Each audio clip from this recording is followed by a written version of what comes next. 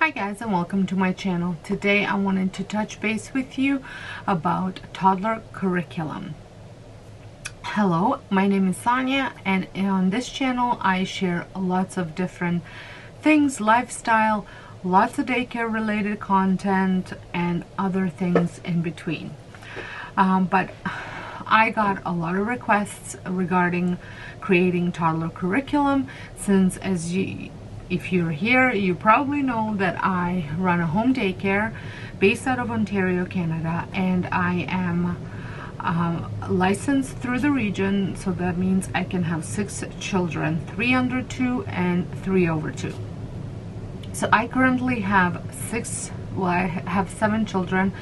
2 children share 1 full-time spot, and they are all around the age of 2. Some just turned 2, some turned 2 at the beginning of the year. So I have done home daycare for 26 years, took a little break, and restarted it back in March. So I hit the ground running, full amount of kids from pretty much from the beginning. So I also have my early childhood education and diploma. So I've done curriculum planning for a while now, and let me tell you, curriculum planning for home daycare versus public daycare is a little bit different, being that everything falls on you. So making it much easier for yourself as possible without sacrificing the quality is very important. So that is why I'm here. So I like to run theme-based curriculum. I have theme for every month, and every week has a different theme. I have different activities every single day, meaning from circle time to craft time. Those are different every single day. Then we have sensory, which are weekly. We have gross motor and fine motor activities outside of craft time, the actual sit down craft time. Those are weekly, as well as music experience, math, numbers, letters, all that stuff is those are set monthly. So what that means is that, for example, in a month of January, I've had, these are the themes that I've had. I had New Year's, Happy New Year theme was week 1. Week 2, we had snow and snowmen and snowflakes. Week 3 is safety, and week 4 is nutrition. The theme for the January, it's called It's a Brand New Year. So this is the first time that I had incorporated snow and snowflakes into this theme, and I just simply did it to break up a little bit. And knowing that we were gonna get a bulk of snow in January, I thought it was kind of fun to throw in that theme.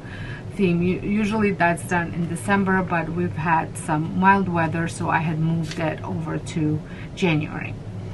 So all my circle time is based on those themes for every week, from books that we're reading to if we're playing games, songs, things like that are geared towards that theme. Craft time, that is scheduled daily craft time. I don't make the kids do it, I encourage the kids to do it. That's also based on that theme. Then we have sensory activity.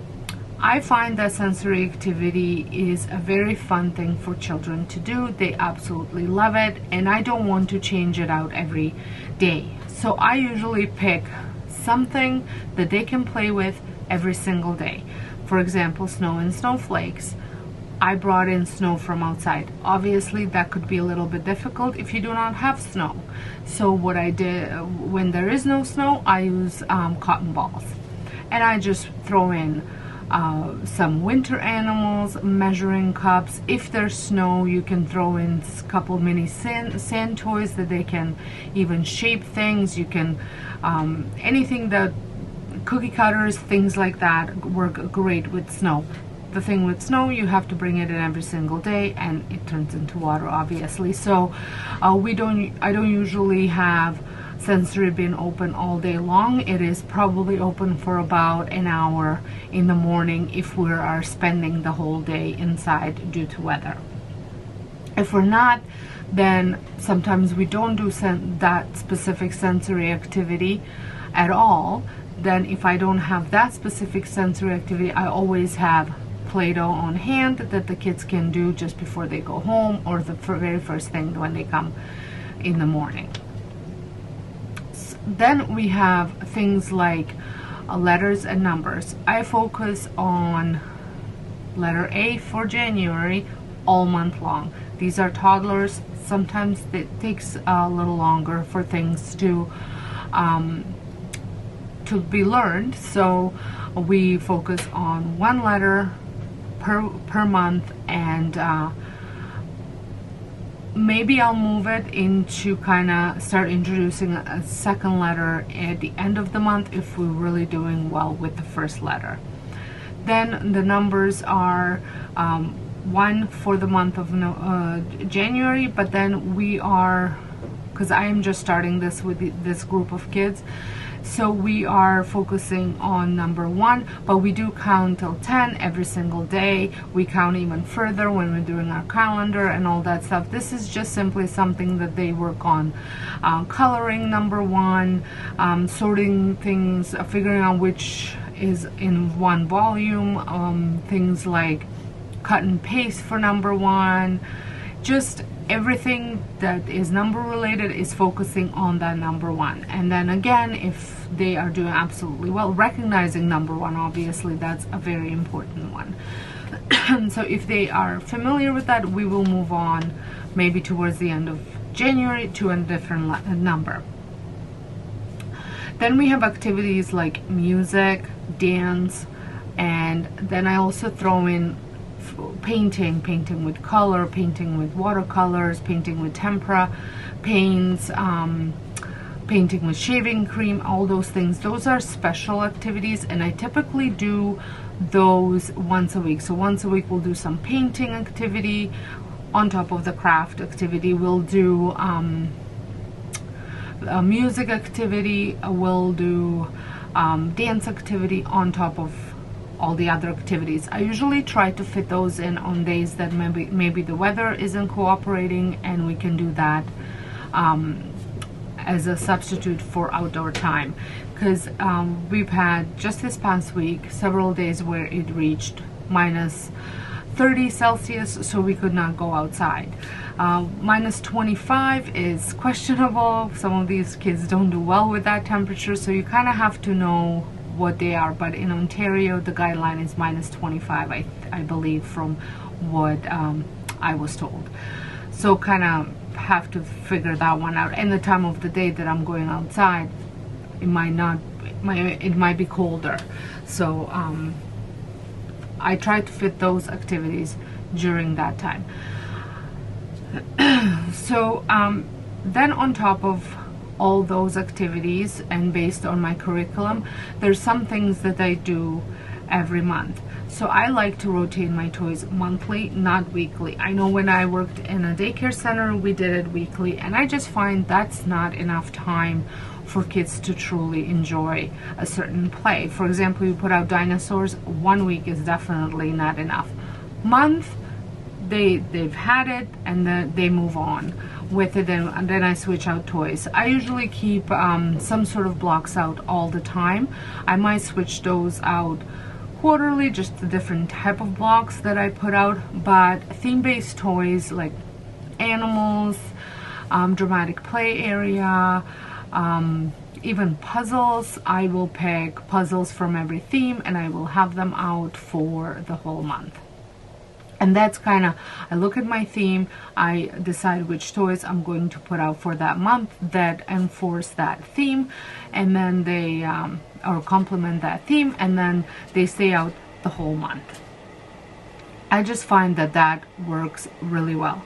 For dramatic play area, I pretty much have kitchen out the whole time. It is something that all the kids enjoy playing with.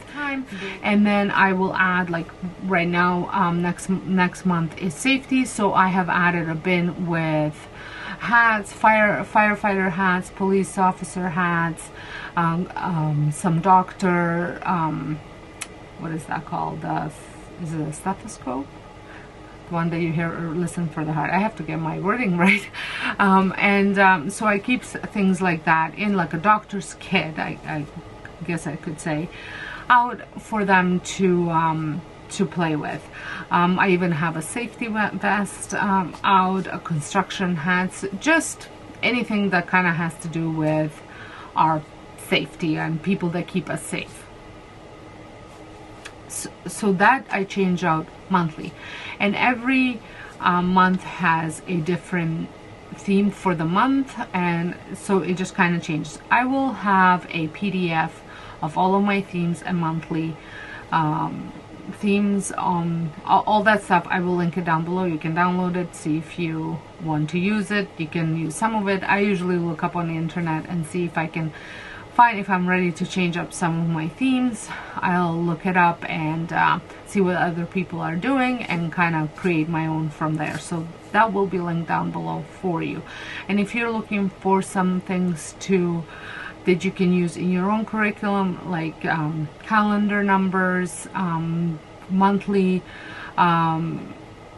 enhancement for your calendar, some flashcards, I do create those myself, and I do have them listed on Etsy, which is linked down below as well. Now I also want to mention that in summertime, when it comes to curriculum planning, I pretty much plan out the 2 months of summer. I might even throw in June there, and I pretty much put out toys for those 3 months. We don't spend a lot of time playing inside, pretty much only on rainy days. We start our day upstairs, usually have morning bins for that, or Play-Doh for the morning while we wait for all of our friends to come in. Then we go outside, and we're pretty much outside until it's craft time and time to come in, do circle time, craft time, and lunch time. So I don't usually switch on my toys for the summer. So I like that flexibility there as well. I just think it's so important to be well organized, well planned out. I like to take all my anything that I'm doing for the week. So I sit down, I plan out my month. Then I see what crafts I want to do every single week, see what supplies I need. I go out and buy those supplies a month ahead. Then every week on Sundays, I take time to print out anything, cut out anything that needs to be cut out. I have little Ziploc bags for every single day for all my crafts dedicated for that day, or any activities that we're doing that day, and I will put them all in my bin. That way, when the day comes, I pull it out and I know exactly what we're doing. I don't have to waste time cutting things out, figuring things out. It's all right there done for me. It takes probably about an hour on Sundays to get yourself organized, but it makes such a big difference for your week to run smooth. That's pretty much the same thing I do for my meal planning. I know exactly what the kids eat every single day. It just makes my life so much easier.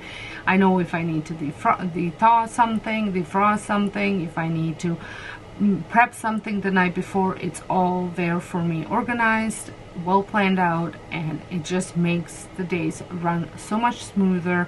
It prevents boredom from children being distracted because I'm distracted, and it just makes the days go a lot smoother. Here in Ontario, Canada, winters can be really long.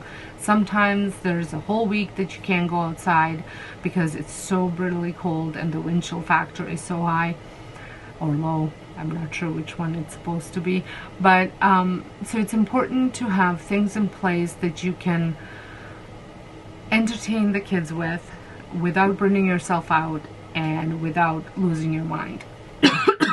Excuse me. So I hope you found this video helpful. If you did, please give it a thumbs up. If you run a home daycare and you're stopping by, or if you're homeschooling, I would love to know down below. Let me know.